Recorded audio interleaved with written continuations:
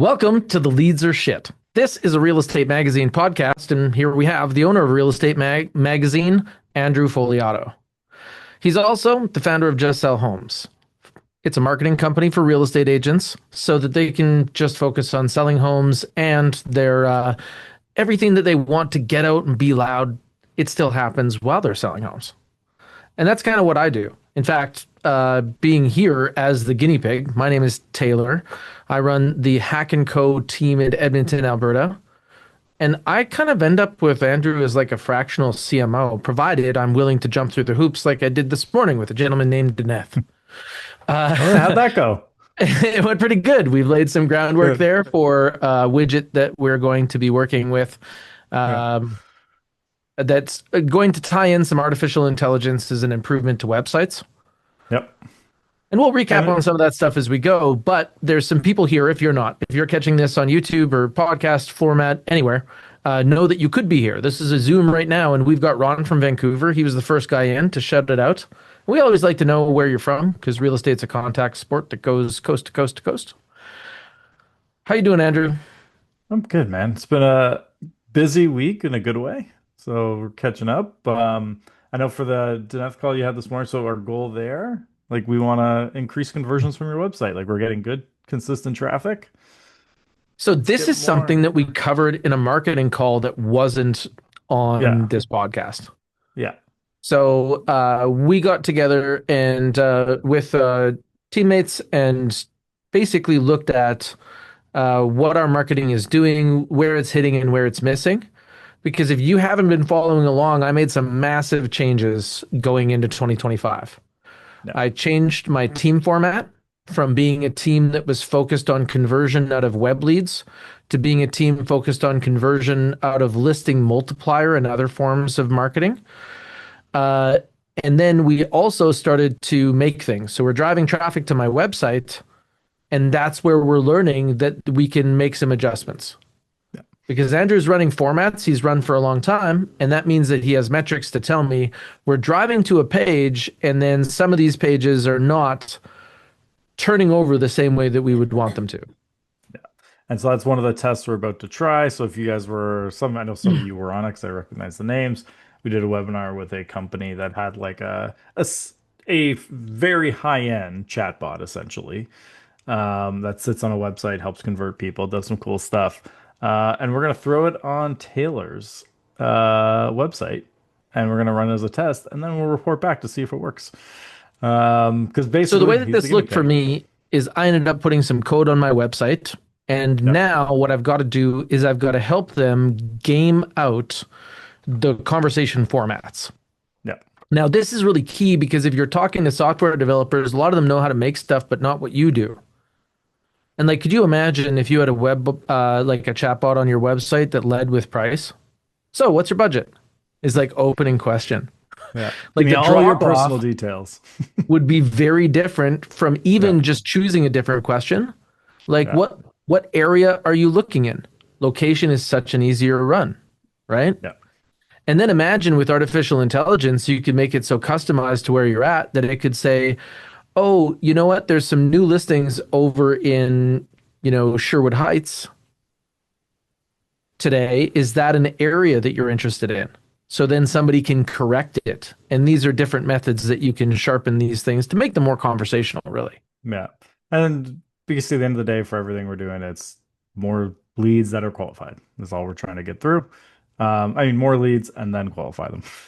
But yeah, it's a process of figuring out. So like I actually had a call this morning with some people, and we were there at one of my funny questions when I'm running ads for people was like, oh, how many leads can I expect a month? And I was like, it really depends on the strategy you want to run. Like if you want 200 leads a month, okay, 200 leads in a month, but doesn't mean there are going to be ones that fit into your business model that you're going to be able to follow up with.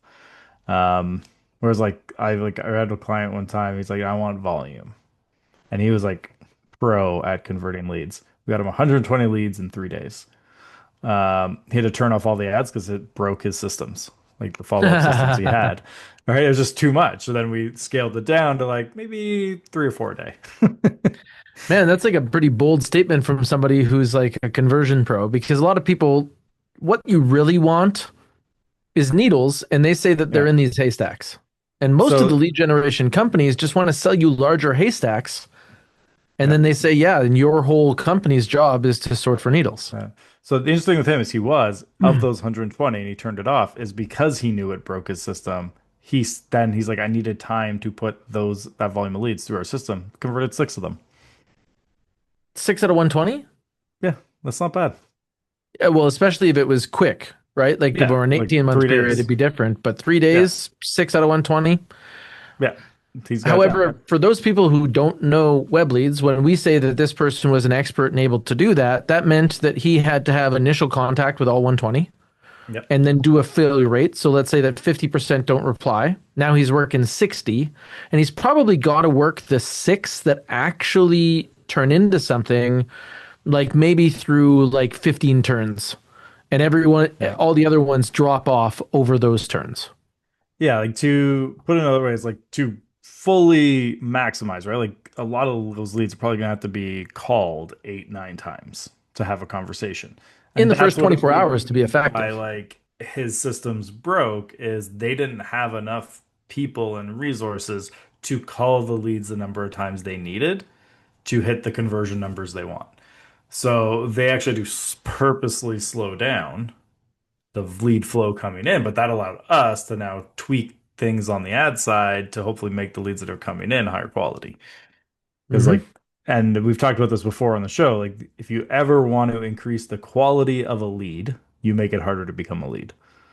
And And the that's where we're seeing the value in a chatbot yeah, because what you're actually looking for is intention. A lot yeah, of the time, you can get more about timeline than a menu can give as 0 to 3 months or so on. With the chatbot, it can be more conversational. So it could be on the break in the school year, which normally isn't one of those menu questions. yeah. And So, there's some cool stuff. Like, and like, if you don't want to get into the chatbot and all that, like, I know a lot of people here probably use it because it's the most popular CRM. Follow a boss is like the amount of times we've done set up with people where it's like just have that initial email that goes out that gets them to reply to it, right? Like, just send out a very simple email that gets a reply. yeah, so this is And something that was yeah, most of my attention for a long time. yeah, And the way that we looked at it was you would call and you're trying to get that call as close to lead contact as possible, yeah, right? And then if they don't answer, you start using tactics because what you know is if somebody's wandering around on the internet giving their actual information, that there's another agent that's going to work with them pretty quick, right? yeah, Like you're in a race already. So that's why they're so aggressive with the calls. Some people are like, "Man, won't those people be bothered?"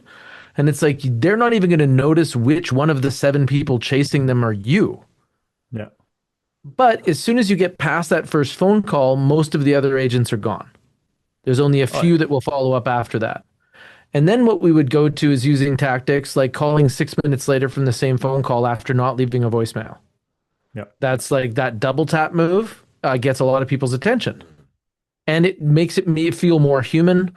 We also used to do things like sending emails that said sent from an iPhone at the bottom because it would look more personal. We really honed this.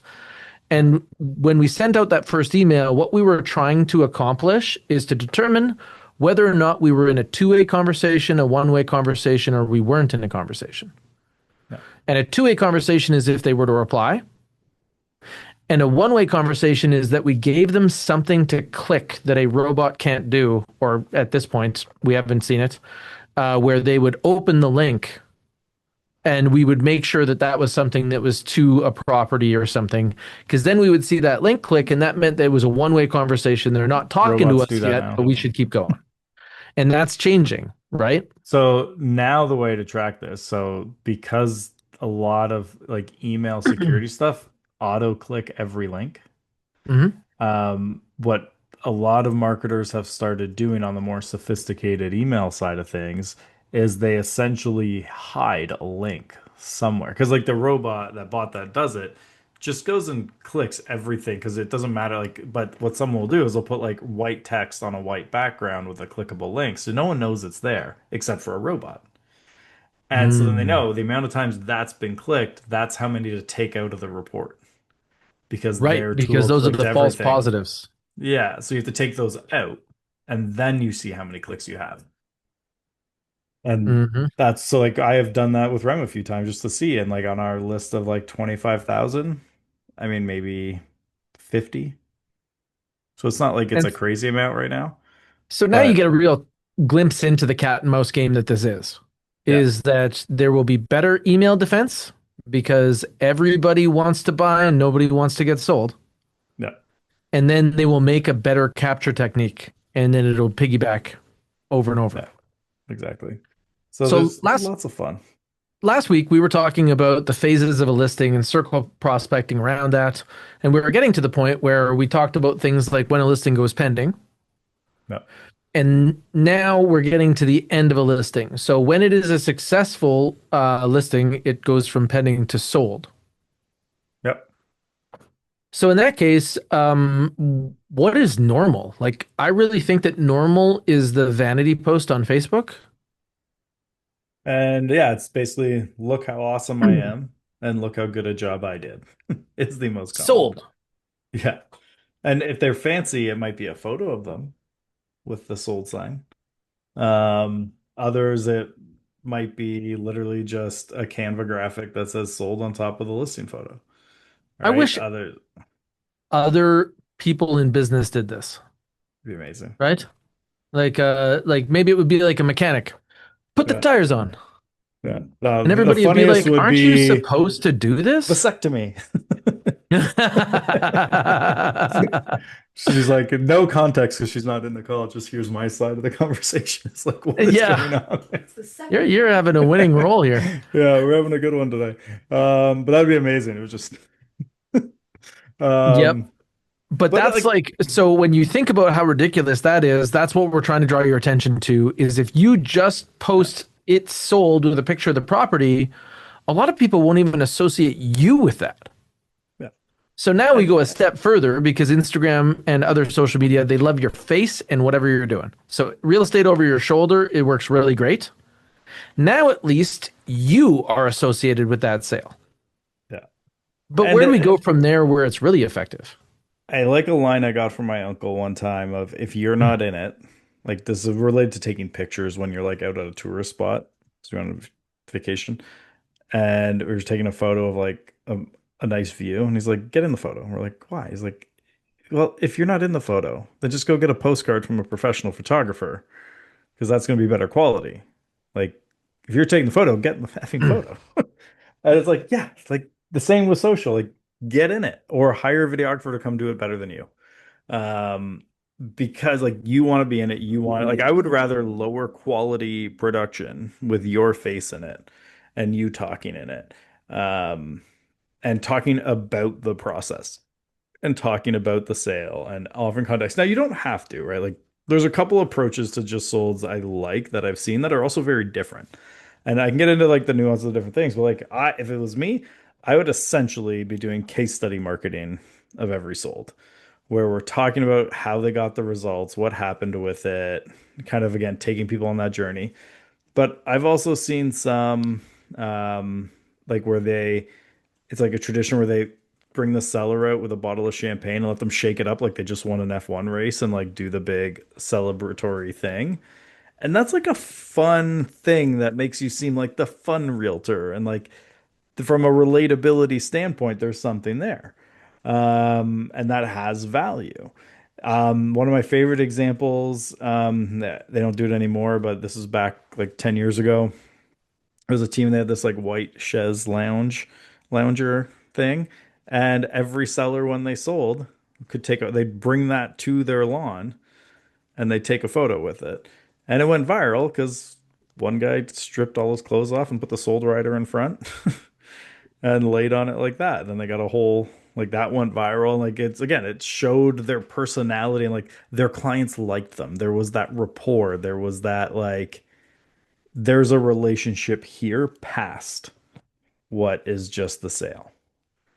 And that's one part of effective sold marketing is like showing the relationship and trust you've built and that clearly they're happy with the response. Um, and that is easier to do for a lot of people than like a full case study, right? Like so when you're thinking about it too, you also got to look at time and resources. So it's Yeah, because I'm just trying to document this out in the background. I think this is a yeah, good idea. And yeah, here's where I'm at, where I'm like, okay, I got to make a template. And really, if I was doing the listing timeline, like how detailed do I get? Do I do a video before I go and meet them? yeah, Then after I go and meet them the first time? Then once they decide to list the property, do another video, then do one on what the strategy is and what our expectations are before everything starts. And then maybe something along the lines of progress, like, hey, it's the day before listing launch day. This is what's happened. This is what's upcoming. It is listing launch day. This is what's happened. This is what's coming. The day after, talking about how it's going. yeah. Like I would like again, if we're talking, here's an ideal scenario, and we've talked about this on the show before. Mm-hmm. You would start before the listing presentation, Mm-hmm. documenting the sold process. Like in an ideal, everything's perfect. I have all the resources I need and planning and forethought. From the basically the moment you get a call, you're documenting the process. So like maybe you're doing a little man on the street style interview with yourself before you go to the listing presentation. Like we just got these clients, they reached out to us, we're gonna go talk to them and see what it is. Then you come back and then you kind of update it and you sign the listing, you document you getting it ready for sale and what came up during that, the good and the bad, like what hiccups might have come up, how you solved them, and you document the whole thing until it's sold. And then you turn it into like a mini documentary. And again, that is an ideal world, but that takes planning, time, investment, editor. Like that is legitimately a big output of effort. I think it's worth it, but it's not something that you today you get a listing, you could be like, I'm just gonna go wing that and do it and have it work really well. Like you do want to properly like storyboard that out essentially and f build it out. Like I would aim, like if everyone here was thinking of this idea, I would set a very reasonable goal of two of those videos next year, right? Like you do the first one where you know you're gonna mess it up, and then the second one will go a lot smoother. Then you do your post analysis with everyone involved. Okay, for the third, how can we really tighten this up and make this perfect? Right? But you just bang out a couple. Like try and plan out everything, but things like this is the first time we did print. The amount of things that came up where we were like, oh yeah, I didn't realize that. I didn't realize that. Oh, we figured that out, right? Like it was a lot of just, and then we have another one in a couple of weeks being printed out. And by we, I mean my wife did 90% of it. She's awesome. She's not at all right there making sure I say this or anything like that. The lovely, lovely Amanda. But the second one we did took us half the time of the first one. And then now when we're looking at the third, the production and everything involved in that is going to be even less than that. And it's the same thing with these videos, right? Like the first couple, it's going to be probably like pulling teeth. Am I the only one who does dry runs? Like I literally will just like shoot all this stuff and not distribute any of it just to get the feel of it the one time. Yeah, And then I'll watch it back and I'll be like, oh, okay, I've got some notes for me next time. And then the second time through, I might have a rough enough copy that I'll be yeah, like, okay, I'm just gonna set this up as a reel yeah, and do like clips into this. I'm not gonna actually make this into a case study this time. And then yeah, like the third time, I'll have the angles I want and the moments like, hey, I'm about to go into the market evaluation. Here's what I know about this property. Here's how I think it's going to go. And then snap, I'm in my car again. I just got out of yeah, that market evaluation. And you know what? Surprised me every time. So I thought it was going to be like this. It's actually like that. Here's what we're yeah, thinking about this. And I'm going to find out whether or not I'm the listing agent probably in the next couple of days. And then yeah, it's video of me in my office. And it's like, okay, yeah, we just found out that we won the market evaluate or we won the listing competition. There was two other agents and they decided to go with us, and this is why they told us yeah, they did. yeah. And I mean, this would be a bolder move, but there is an argument for eventually releasing one of those that you lost. Agreed. That'd be amazing. Actually, you know what the best would be? Saving that. It goes up with someone else and comes back to you as the second agent. But that's the reason to get Yeah. into the process of Yeah. doing this. And I'm practiced enough at video that I think these examples I just gave, which don't involve B-roll and they don't show the clients, and I know that there are Yeah. going to be other marks to hit. Yeah. Now, But the idea even, is start somewhere. and if again, we're going ideal world, the clients are interviewed during the process. Hmm. They're involved. And like, I think there's enough value to this, to at least having a handful of these, that I would even be willing to pay the sellers, whether it's me writing a check to them or taking something off the commission, whatever that looks like. I would probably write them a check and keep it separate as like a marketing expense where they give me the rights to their likeness for marketing, like do it separate or something. But that's how much I value having these and like assets available to you, is it's worth doing that. Like Hmm. for example, like for a couple of gigs, I was at an event with Phil Jones for speakers, and he was like, Andrew, I looked at all your stuff online. The biggest issue, you don't have enough photos and videos of you speaking. Because Mm. most of my events I didn't have that. So the next like three events I did, I was like, all right, part of my fee instead of cash is the cash output instead of get the videographer in, get the photos, get all that taken.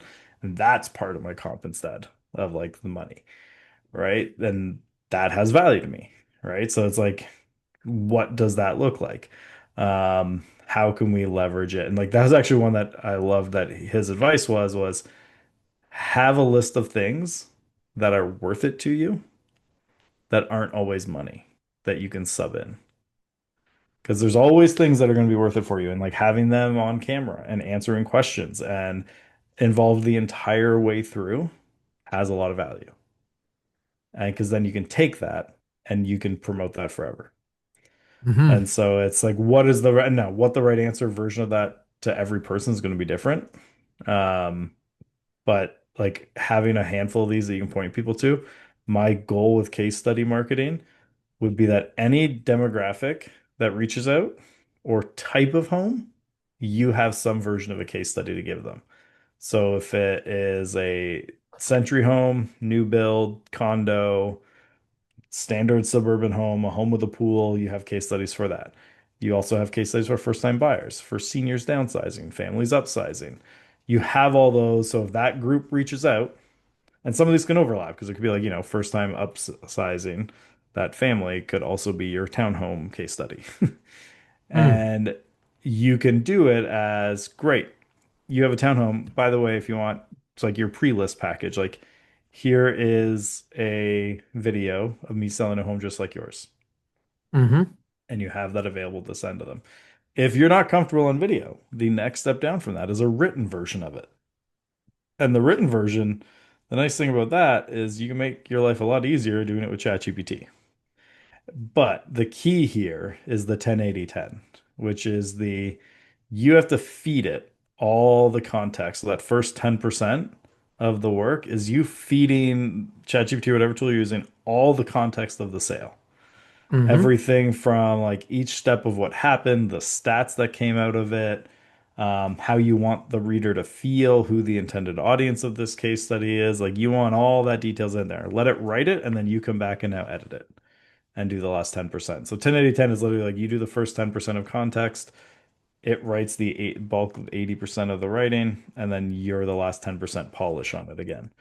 Okay, Um, I'll show you where we're like some of our organization related to. Oh, just one second. I want to make sure I've hidden the right fields here so that I keep yeah, everything that should be confidential, confidential. good idea.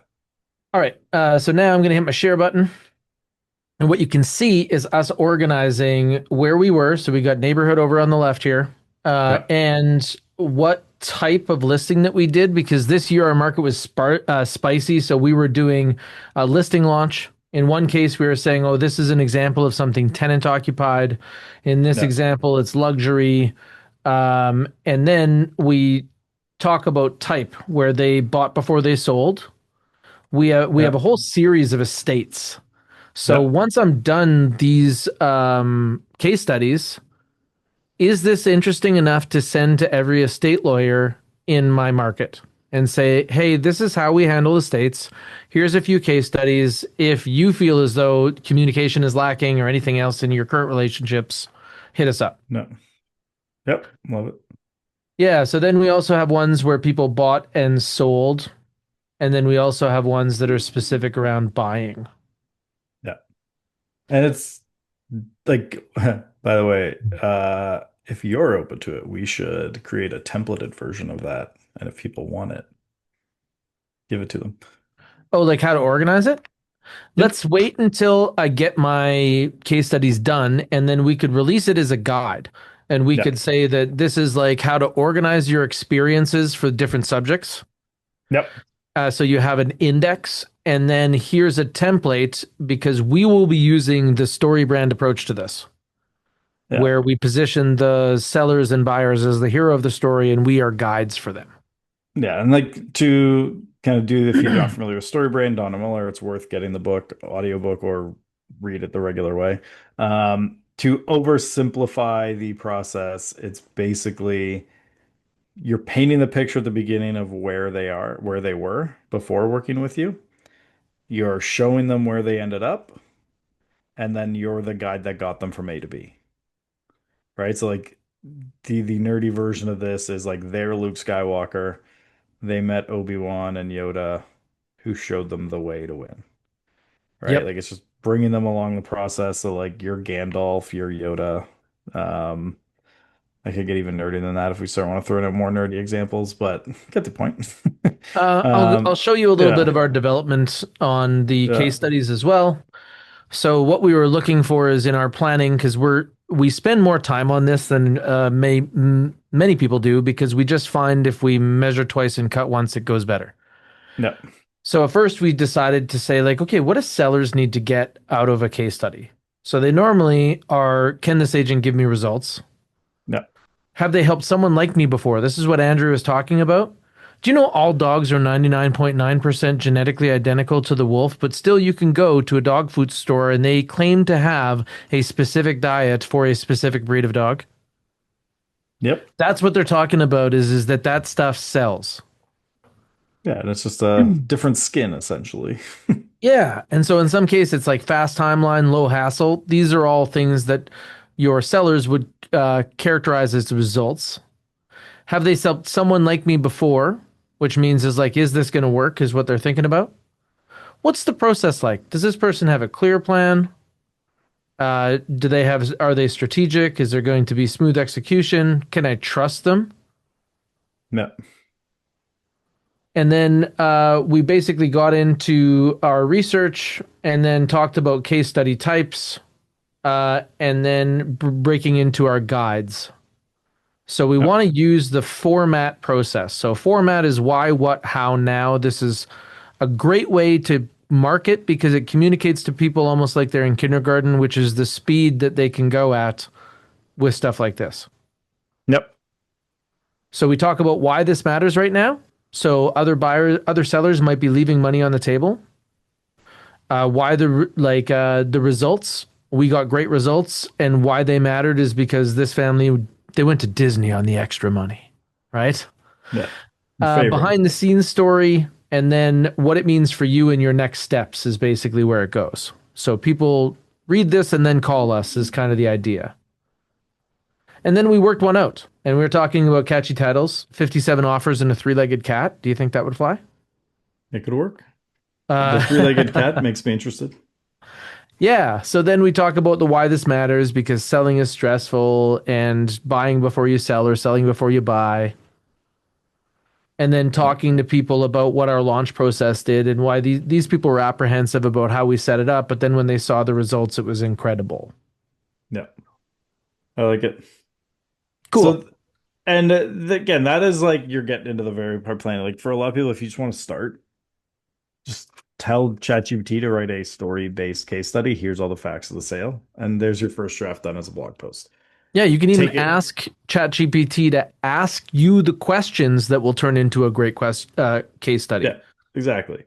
Like there's, and then yes, in an ideal world, there's video, there's audio, there's every format imaginable, and you've created this unbelievably in-depth piece of content that can be repurposed across every platform.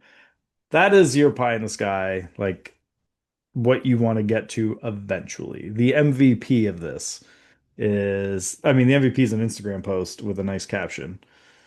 And then it's like it's a blog post, then a shorter video, then a YouTube video, and then like Totally. a Because fully once you have produced. this case study, if you write it well, you don't need to put dates on there, Yeah. right? So then you can renew it. You can use it when it fits the market. Just be careful you're not using ones that don't fit the current market. Yeah. Because if And you're trying to tell then somebody you got 57 offers and they're like, man, you would have had to have like 100 grand in a duffel bag in the basement for that to happen. yeah.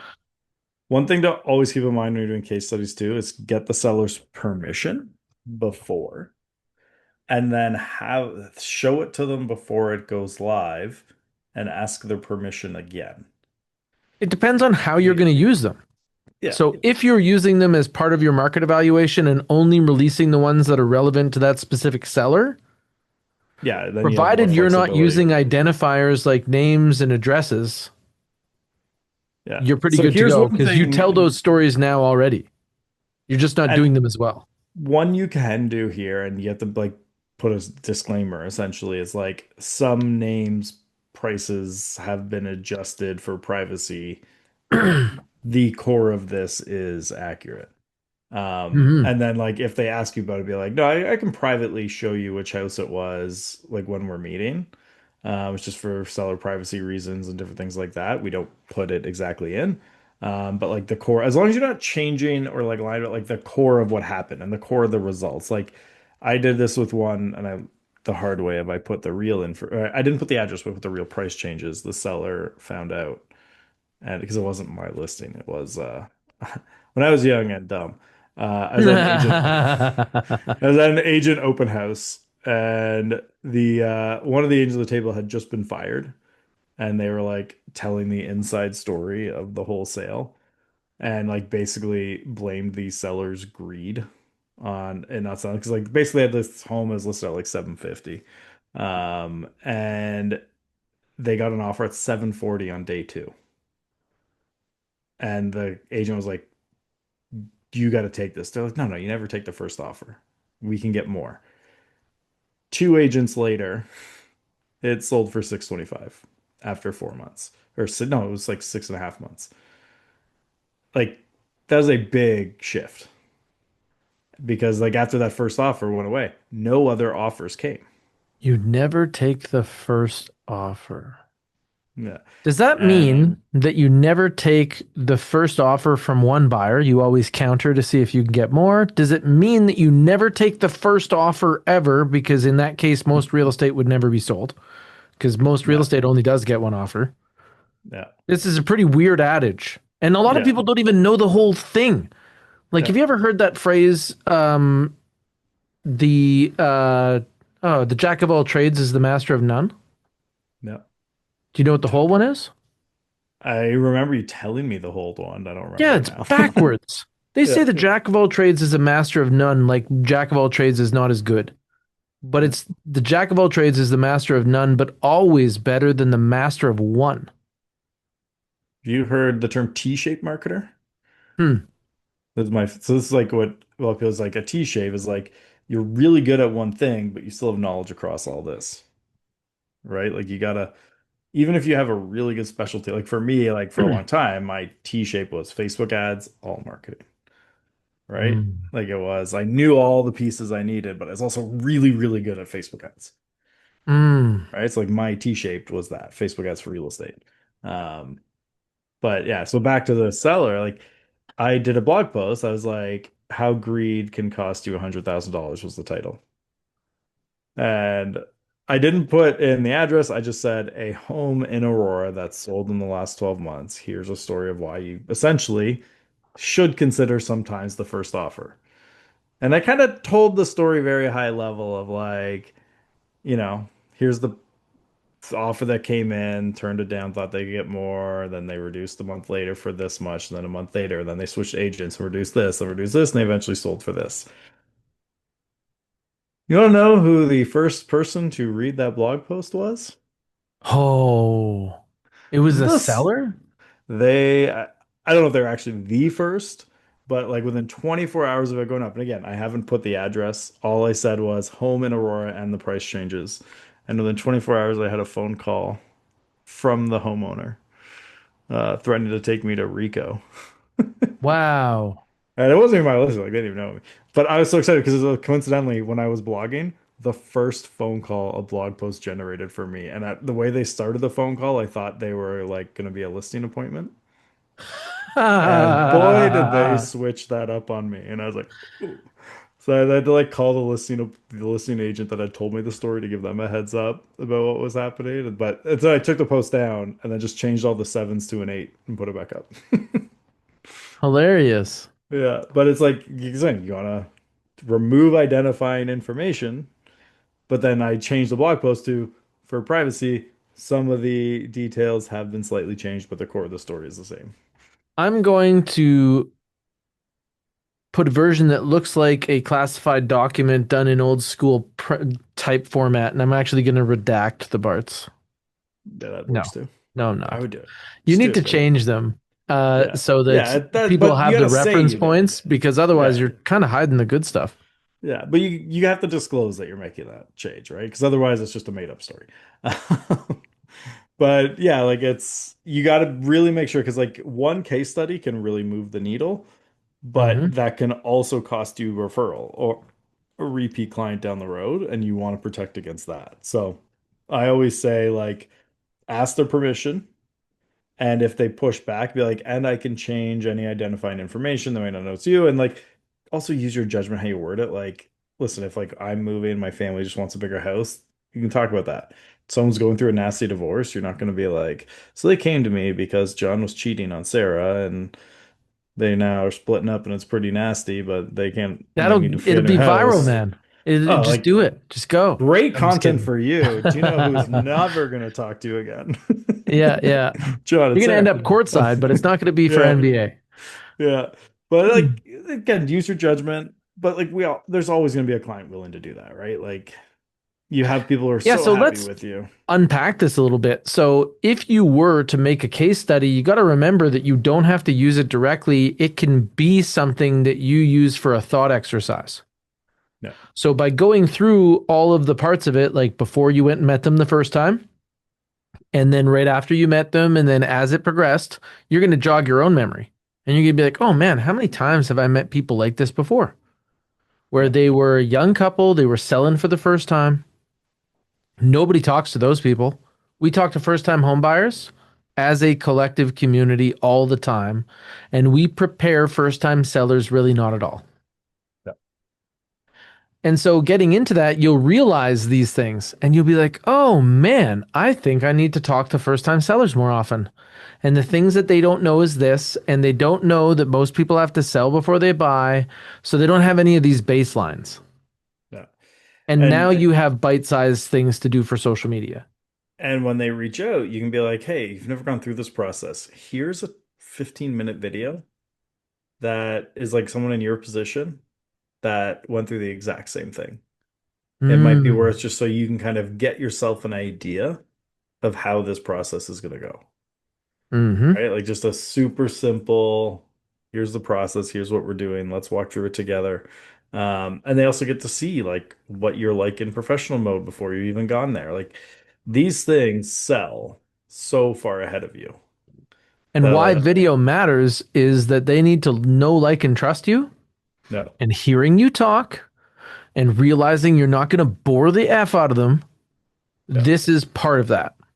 And especially because like if you start Mm. becoming like a neighborhood expert, there's not a it's a non-zero chance that they're going to recognize their neighbors in the case study, right? Like Mm. there's that extra power there of if this is someone they recognize, then it's really gonna sell. Because now they also know for sure that's not an actor. They can pick up the phone, they can call them. Like there's all these pieces that start coming together that the more of these you have, you're increasing the chances of these are people that are being recognized locally. Like I was actually just Yeah, pulling the data, right? Like names and faces. This is where, like I was talking before, like if you can get the sellers in it, it's so much more powerful than you being in it. totally. And And if that's you what were you're hunting for deer and you met somebody who had a whole bunch of like deer trophies, You'd be like, Yeah. "You're a deer hunter."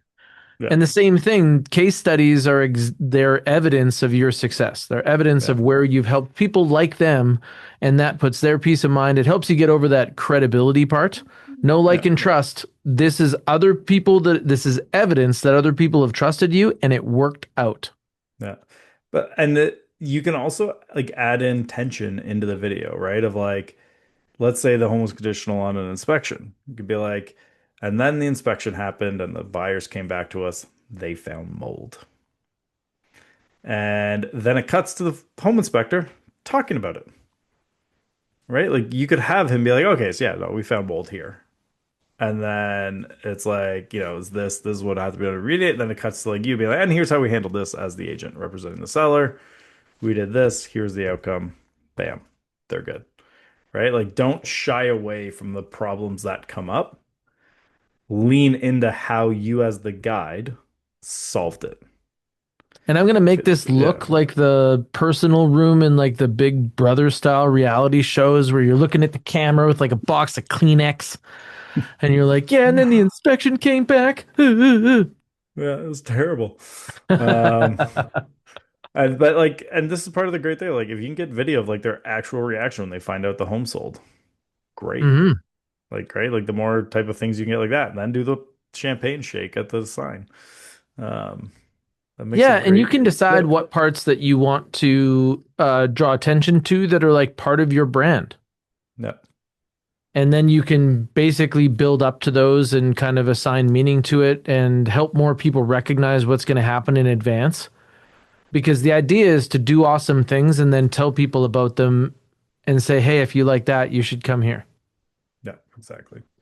And at the end of the day, like that's the most because and if you're not willing to do the case study, there's also other things you should look at instead of just, hey, I sold this for 100% of asking in 3 days or 50,000 over asking.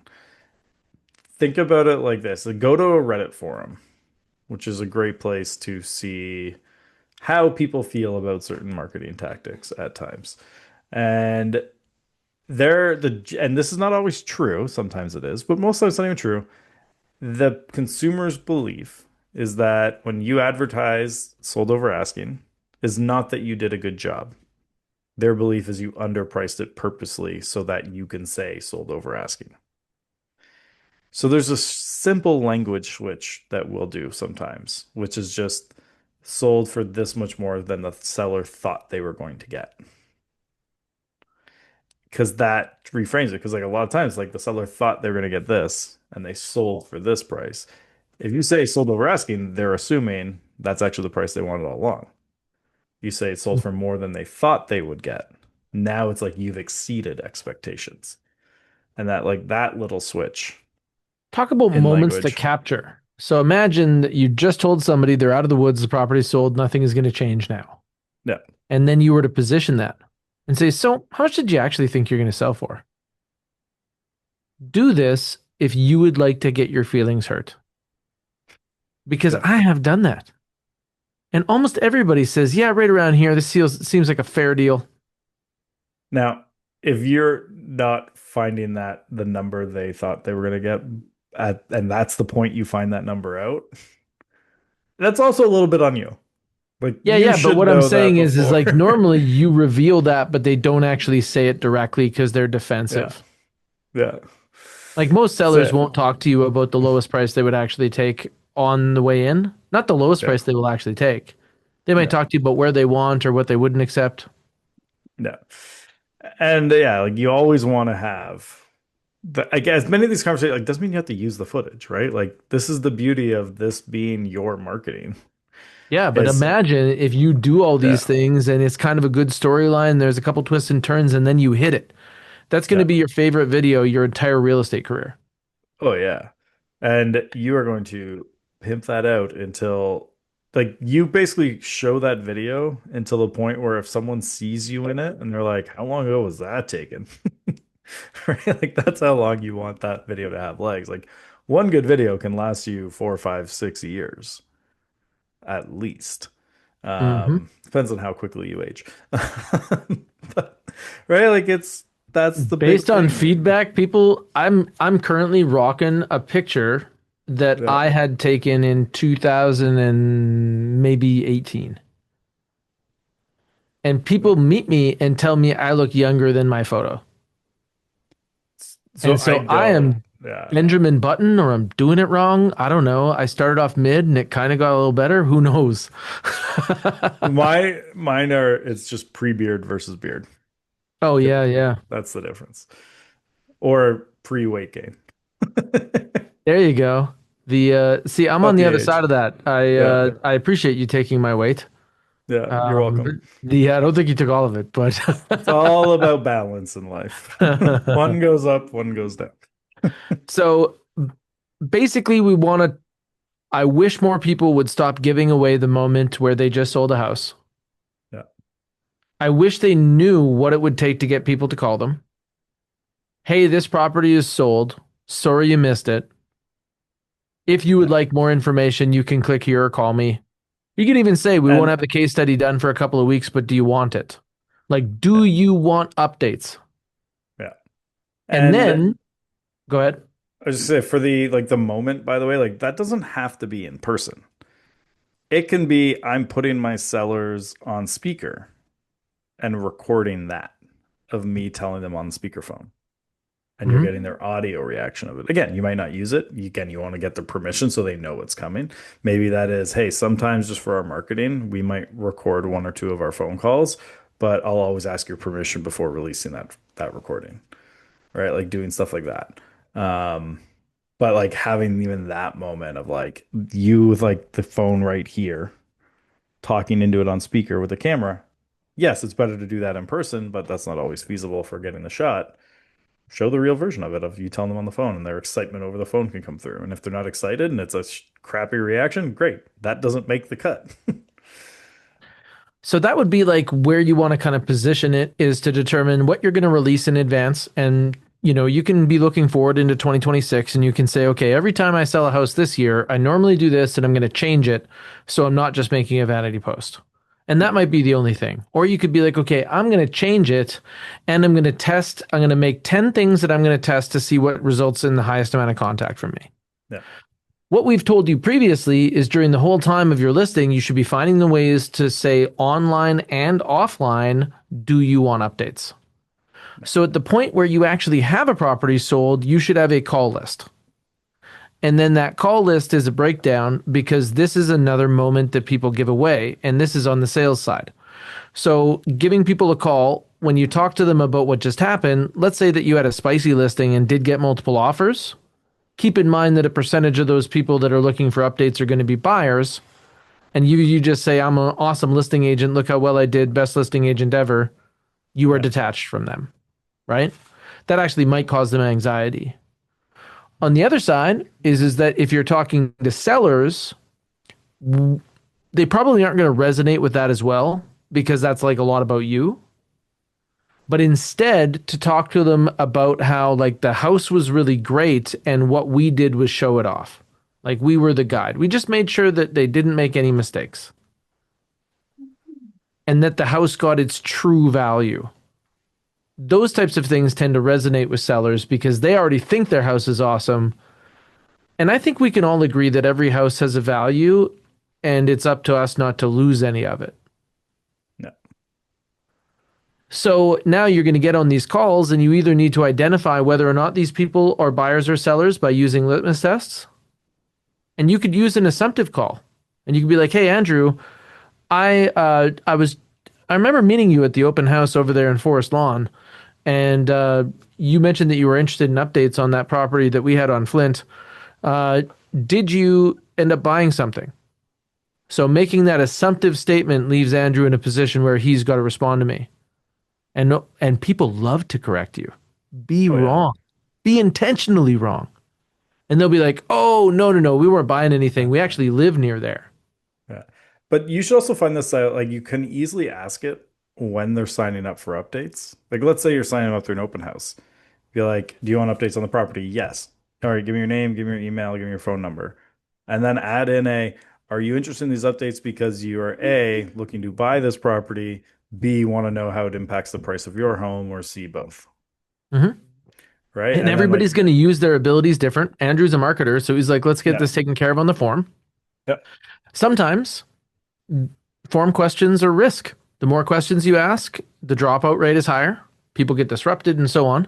So I might be like, well, you know what? I'm going to talk to all these people on the phone anyway. I can just figure it out on the phone. I'm going to use it with a script. And that's why we like to talk to each other because Andrew's going to do this from the marketing perspective and I can do this from the sales yeah. perspective. And then it's numbers, which Yeah. resulted in higher closes. And we just kind of But work it down from there. So I've got all these people that got updates, but I want to make sure that I'm giving them updates that are fit for them. yeah, If you're a buyer, let's talk about things about like, or maybe let's just say, not every agent's like me. Most of the listings that we approach aren't going to be this spicy, yeah, right? But now let's highlight that against other markets. So you just sold a place in a market where only 1 out of 5 properties sell, and the other ones go expired or terminated. How is this different? I'm curious, what do you do now for that? Well, right now, what we would do is talk about the fact that we were able to get a successful sale and highlight against that. So instead Yeah, of talking about like sold for this percentage of list price, yeah, which is not something that you normally want to draw attention to in a down market because you may have had to make some compromises, yeah, right? Nobody wants to see sold after the 27th price change. But the truth is that most agents couldn't have closed that many price changes, and you did, and we know you did a good job. yeah, But on the other side is who do you want to talk to? So prospective sellers, like who I want to talk to in that market is everybody who didn't sell. yeah, So I'm specifically saying we got the job done and we did it because we got more interest, more showings, more offers, better results, like yeah. just more, better. Yes. Which is a super easy post, right, for social hook of like how we got this new market home sold when nothing else was selling on the market. Oh, I love how you put it. Right? Like it's this easy, like, and it's you can do the same for new price points. Like if you set a record, it's the same idea of like you're implying from the hook that they can get insider info on how they can get the same result. Yes. And it's and then you're basically just like the case study in a perfect world essentially makes them realize how hard it would be to do it themselves. Right. And the only logical answer is to come to you. Well, the other And thing is basically you want to put marketing that might not be this bold, but it might say only 1 out of 5 agents know what it's like to talk to a buyer who will actually write an offer. You should call me. I'm one of them. yeah. And one sale in the last month. Yeah. So It was then ours. when you take a look at things that have sold, you're talking to sellers a lot of the time. But then on the other side, in a buyer's market, you might also want to talk about buyers so that you get other buyers because they're more valuable Yeah. in a buyer's market. Yeah. And there's always considerations around language of like how you're approaching it. But yeah, if you work primarily with buyers, how you do a case like and you can do this is the nice thing by the way. Case studies work when you're a buyer rep because like one of the advantages of having a listing is you get your sign in the lawn and you get that extra marketing boost where that most people don't think about that with buyers. There are a lot of opportunities with buyers to get that market. And one is like essentially a case study of how you got them the home they wanted. And how you help them overcome the challenges in that market, Yeah. which is which property is good enough to take me off the market, right? Yeah. How do I recognize what a good deal is when everything's on the shelf? Oh And my start goodness, this is recording like it at the shopping for beginning. yeah, this is like shopping at Winners. Yeah. We've all found a good deal at Winners, but man, do you need to know how to hunt. Yeah. And if you're in a hot market, and we've talked about this tactic on here before, like write a letter to every house that's in the neighborhood they want to buy in. And it's like similar how you put a listing out and a sign up, you're sending a letter out. We have a buyer, and you're sending it Hmm. to every house in the So when neighborhood I they want. just sold a listing, how do I talk to buyers? Like if we were rounding this out against what we were kind of carrying as the storyline, well, really, you want to let buyers know that you're talking to some of the neighbors and you may know of properties that are not yet for Yeah. sale. If they missed this one, they should talk to you. We had neighbors coming through who said they might list. If you're thinking of buying, we can reach out to them and see if they'd be willing to do a deal now. Right? Like that type of messaging of because we had this, this happened, these conversations took place. we can talk to you about it. It's same of like if you're the neighbor's coming to you, you can be like, oh yeah, when we had this up, we actually had two other people who wanted to buy it, but they missed out. They weren't the winning bid. But if you're interested in striking while the iron's hot and they haven't bought another property yet because it's been 6 hours, 12 hours, whatever it is, we could get them through your house when they're in buying mode and just missed out on something they really wanted. So they might be willing to pay a premium so they don't miss out again. And now you're getting in front of sellers with more. Okay, now I have this like abstract version of this. Yeah. Where are they now? So I helped a buyer sell 18 months ago. And if they would have waited for the market to get better, where would they be now? No. I had somebody in my market who bought 2 years ago, and based on what's been happening in their neighborhood, they've made this much money. It works. One of my favorite calls in real estate was at Christmas time. I did a deal. At the time, it was my largest listing ever. It was about 1.1 million. And if you're not from Edmonton, Alberta, I want you to know that that is not a It's 900 rare. square foot apartment. Okay. No. That is like this place was over 2,500 square feet in the university area. It was an Enviro built house with like Yeah. special windows and 24-inch thick walls. And it was a cool place. And I was so excited to have the Yeah. listing.